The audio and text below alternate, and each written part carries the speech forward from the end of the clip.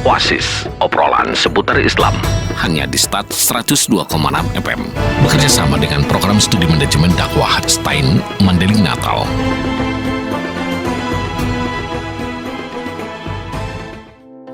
Assalamualaikum warahmatullahi wabarakatuh. 102,6 FM Star Selasi Suara, satu kata penuh makna, pasti selalu di hati.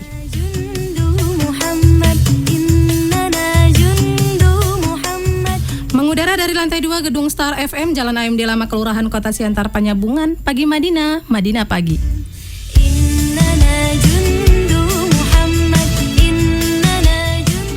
Bersama saya Elis Mayanti Rambe akan menemani sahabat Star FM semua selama 1 jam ke depan di dalam program Oasis, obrolan seputar Islam. Dalam kesempatan ini kita akan membahas tentang satu materi yang sangat menarik, yaitu tradisi intelektual Islam dalam naskah ulama Nusantara. Untuk membahas ini kita sudah bersama dengan narasumber yang sangat luar biasa, dosen Stein Mandailing Natal, muda, energik, ganteng lagi, Bapak Fadlan Maskuro MPDI. Assalamualaikum Bapak. Waalaikumsalam Bu. Apa kabar? Alhamdulillah sehat Bu. Alhamdulillah. Ya, beliau ini adalah dosen di program studi pendidikan bahasa Arab. Baik Bapak, mengenai materi ini kita membahas tentang tradisi intelektual Islam dalam naskah ulama Nusantara. Nah, naskah ulama Nusantara ini dimaknai seperti apa Bapak? Ya, terima kasih pada Ibu moderator yang luar biasa. Jadi di sini perlu kita jelaskan terlebih dahulu apa itu yang dimaksud dengan naskah. Iya. Ya. Jadi naskah itu salah satu objek kajian dalam ilmu filologi. Filologi ya. Nah, jadi yang dimaksud dengan naskah di sini adalah manuskrip. Manuskrip. Nah, apa itu manuskrip? Okay. Manuskrip itu dalam bahasa Latin terdiri dari dua, yaitu manu dan skrip. Nah, manu artinya tangan, skrip artinya tulisan. Yeah. Nah, dalam bahasa Arab disebut al-makhtutat. Jadi manuskrip itu adalah tulisan tangan.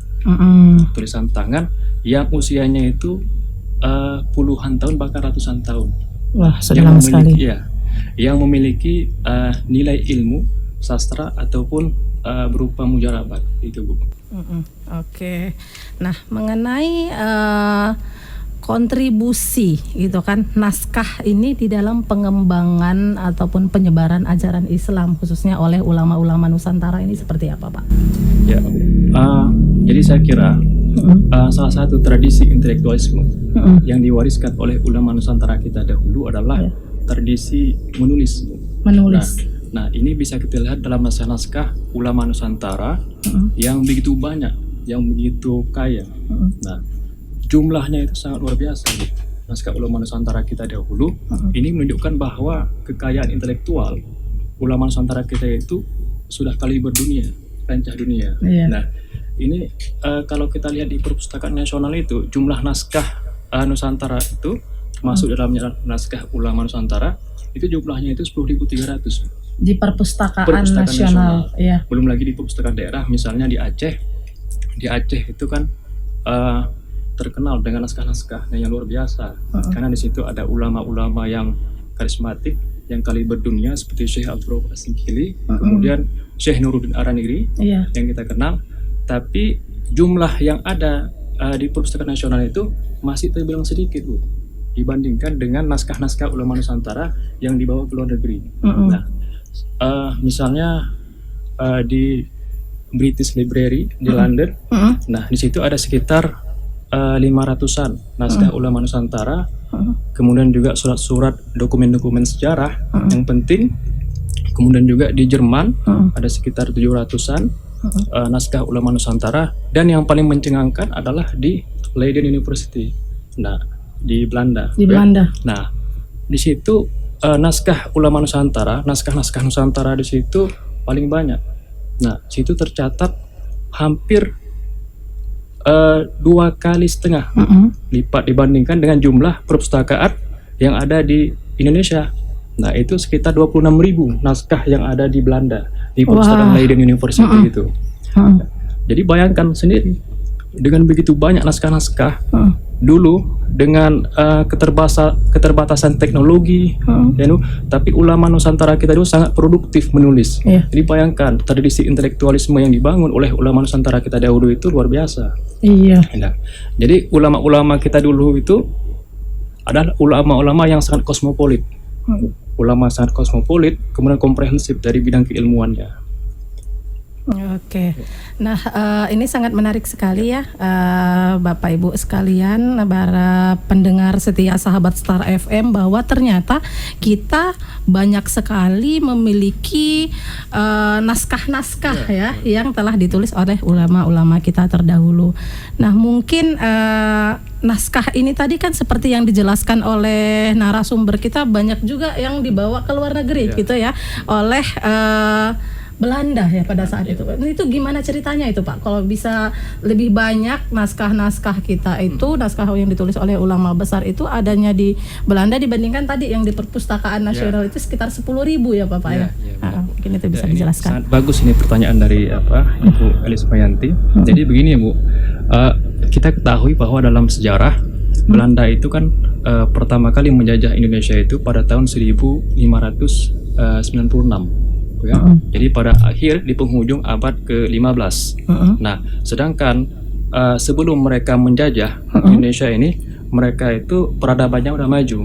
Nah, ini bisa dilihat kampus Leiden University itu dibangun pada tahun 1575. Nah, 12 tahun setelahnya itu mereka membangun perpustakaan yang luar biasa, itulah perpustakaan Leiden. Nah, jadi mereka itu sebelum mereka menjajah, melakukan kolonialisasi ke Hindia Belanda, yaitu Indonesia, mereka itu secara peradaban sudah maju. Jadi mereka itu sudah sangat menyadari pentingnya pendidikan. Makanya ketika mereka pertama kali mendarat ke ke Indonesia, jadi yang mereka angkut itu tidak hanya hasil bumi saja Bu. Nah, tapi ada permata yang paling penting dibandingkan hasil bumi itu, itulah sumber kekayaan intelektual, itulah manuskrip-manuskrip itu. Nah, jadi pada saat itulah manuskrip yang ribuan jumlahnya itu dibawa ke Belanda. Nah, ke Belanda karena manuskrip-manuskrip itu memiliki nilai keilmuan yang luar biasa yang akan dipelajari oleh mereka di sana. Nah, jadi memang Belanda itu memang luar biasa memang ya. Nah, sengaja memang mereka bawa manuskrip kita, terutama manuskrip ulama Nusantara ini ke Belanda agar kita ini masyarakat pribumi ini mata rantai keilmuan itu seakan-akan terputus. Jadi kita ini ahistoris, jadi masyarakat ahistoris yang lupa akan sejarah ulama kita dahulu. Jadi kita menjadi masyarakat yang inlander, masyarakat yang mentalnya kurang. Kita lupa bahwa ulama Nusantara kita dulu itu luar biasa produktif, luar biasa dari segi keilmuannya. Barangkali kita bisa lihat ya, di Aceh ada Syekh Abdurrauf Azikili, kemudian Syekh Nuruddin Araniri, kemudian juga di Sumatera Utara ini luar biasa banyak ulama-ulama Nusantara kita yang udah mendunia. Nah, barangkali kita kenal di Mandailing Natal ini yang sangat terkenal Syekh Mustafa Husain Al-Mandiri. Nah, ini ulama-ulama taraf internasional, kan? Kemudian juga ada Tuan Guru Syekh Abdul Wahab Besilam. Saya kira siapa yang tidak mengenal Syekh Abdul Wahab Besilam, kan? Nah, sudah salah satu mursyid tarekat yang luar biasa. Bahkan Presiden Joko Widodo aja sudah sempat berkunjung ke sana. Wah, sangat menarik sekali ya. Tadi apalagi kita kaitkan dengan ulama-ulama yang berasal dari Mandailing Natal sendiri. Ini nanti akan kita perdalam lagi ya Bapak setelah jeda iklan berikut ini. Kembali kami informasikan berita bencana. Bencana adalah peristiwa yang tiba-tiba tidak diperkirakan di luar kapasitas manusia untuk mengatasinya dan adanya kehilangan. Bagi masyarakat yang terdampak bencana alam dan bencana non-alam, Pemerintah Kabupaten Mandailing Natal melalui Dinas Sosial melakukan perlindungan dan jaminan sosial bagi korban bencana alam dan bencana non-alam dengan syarat menyampaikan permohonan bantuan sosial bagi korban bencana alam dan non-alam, membuat laporan resmi kejadian bencana dari kecamatan kepada Bupati Mandailing Natal, lampirkan fotokopi kartu keluarga, foto dokumentasi kejadian bencana, serta data pendukung lainnya. Bersama ini disampaikan bahwa bantuan pemerintah bagi korban bencana alam ini tidak dikenakan biaya atau gratis. Informasi selengkapnya Anda dapat menghubungi Kasih Perlindungan Sosial Korban Bencana Sosial di nomor handphone 082165071216. Pesan ini disampaikan oleh Dinas Sosial Kabupaten Mandailing Natal.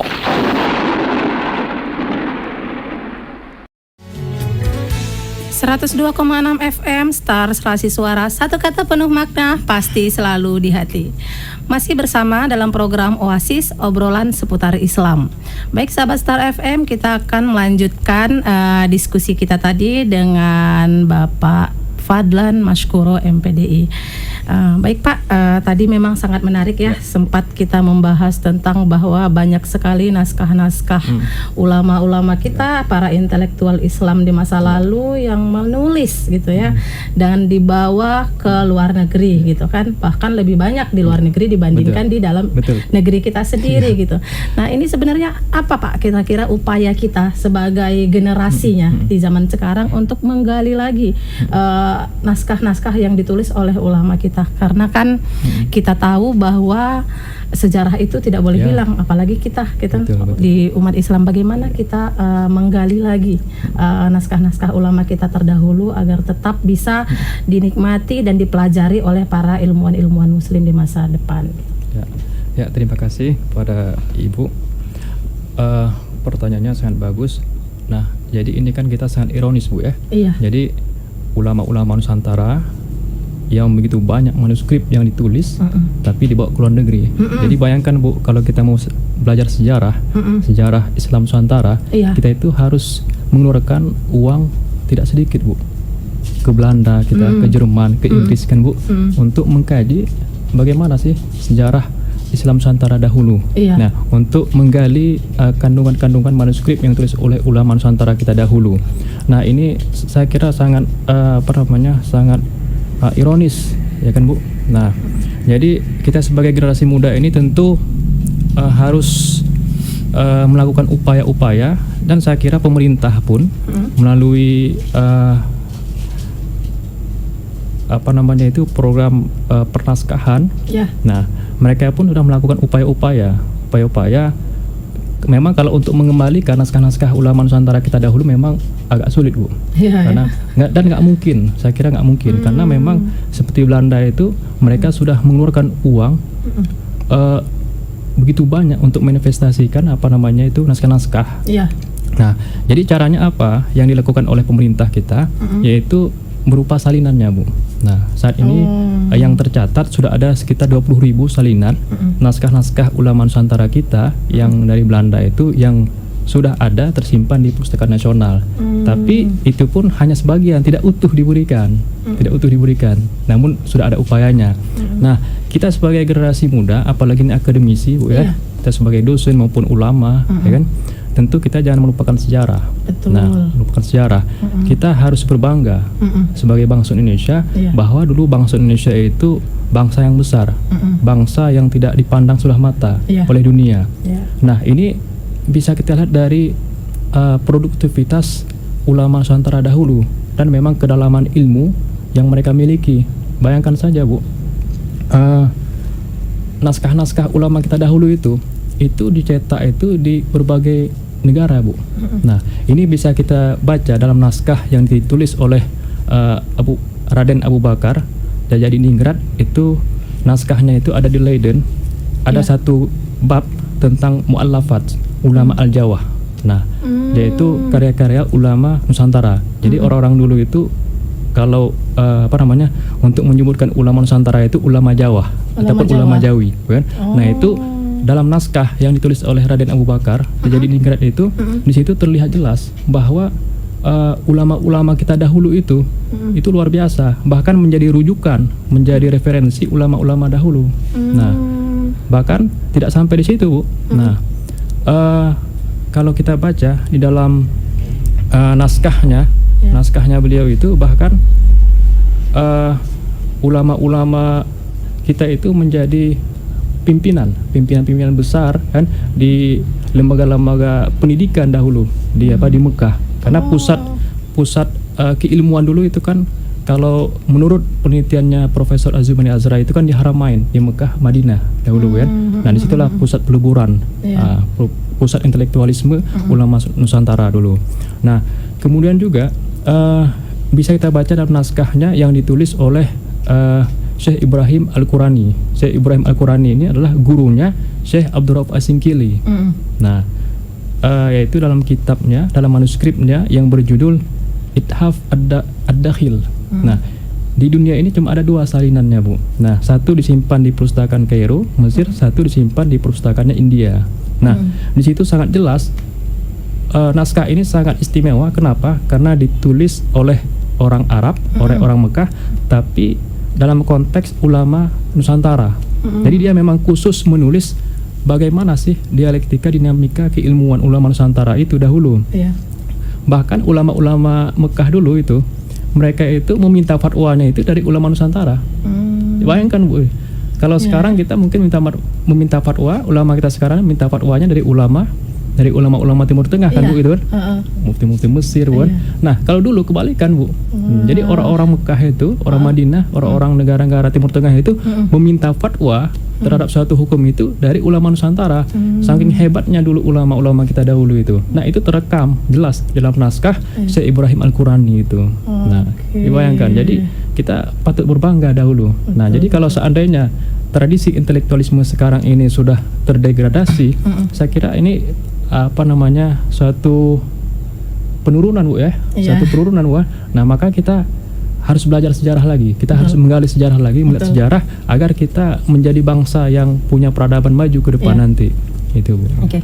Baik, wah seru sekali pembahasannya. Mungkin Bapak sahabat Star FM juga pengen mengetahui gitu. Tadi kan Bapak ada menyinggung bahwa ada beberapa tokoh-tokoh atau ulama-ulama besar terdahulu yang turut nuliskan naskahnya gitu kan. Nah, mungkin perlu diketahui itu dari mana saja, dan kebetulan karena kita tinggal di Mandailing Natal, adakah ulama terbesar itu tadi berasal dari Kabupaten Mandailing Natal, Bapak? Ya, bagus, Bu. Jadi ini mungkin yang perlu kita ketahui khususnya bagi generasi muda di Mandailing Natal. Jadi Mandailing Natal ini salah satu daerah penghasil produk ulama Nusantara yang hebat-hebat. Wah, dulu kan. Masya Allah. Jadi salah satu yang telah saya sebutkan tadi Syekh Mustafa Husain Al-Mandili, kemudian juga ada Syekh Abdul Halim Khatib yang dikenal dengan Tuan Guru Naposo. Bukan? Kemudian juga Syekh Abdul Wahab Besilam, kemudian Syekh Hasan Maksum yang mendirikan Al-Wasiliyah kemudian. Kemudian juga ada ulama-ulama tarekat seperti Syekh Sulaiman Al-Khalidi Kota Pungkut. Beliau ini dikenal dengan pelopor persulukan di tanah Batak. Nah, ini, Bu. Kemudian juga di Huta Siantar ada juga Syekh Abdul Malik. Syekh Abdul Malik ini dialah yang mengislamkan para raja-raja di Mandailing Natal ini dulu itu. Jadi luar biasa. Jadi ulama-ulama dahulu itu, ulama-ulama Mandailing dulu itu dia kosmopolit, sangat luar biasa. Kosmopolit ini artinya apa? Artinya itu keilmuannya itu sangat komprehensif, sangat komprehensif, tidak parsial. Nah, kemudian juga salah satu tradisi yang luar biasa juga saya kira yaitu kemampuan mengalih bahasakan ke dalam bahasa lokal.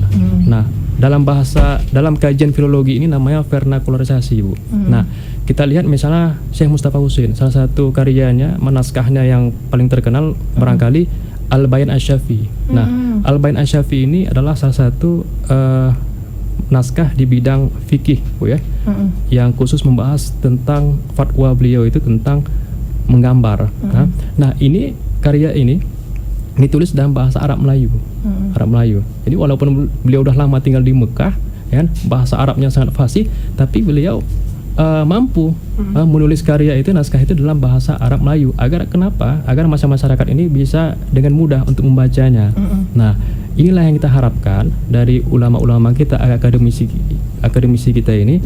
Walaupun kita barangkali Ibu Elis lama tinggal di Leiden mungkin, Bu, kan. Nah, tapi mampu menghasilkan karya-karya yang dapat dibaca oleh masyarakat luas kita ini, Bu.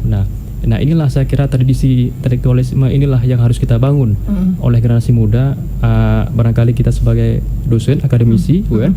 Nah, sehingga apa yang kita sampaikan ini terserap dengan bagus oleh masyarakat kita ini, Bu. Saya kira itu. Wah, menarik sekali. Saya tadi sampai merinding mendengarkan ketika Bapak menyebutkan ada banyak sekali tokoh dan ulama-ulama besar yang berasal dari Mandailing Natal. Tentu ini nanti akan kita perdalam lagi bagaimana kontribusinya terhadap pembangunan peradaban khususnya di Mandailing Natal dan untuk Nusantara tentunya setelah lagu berikut ini.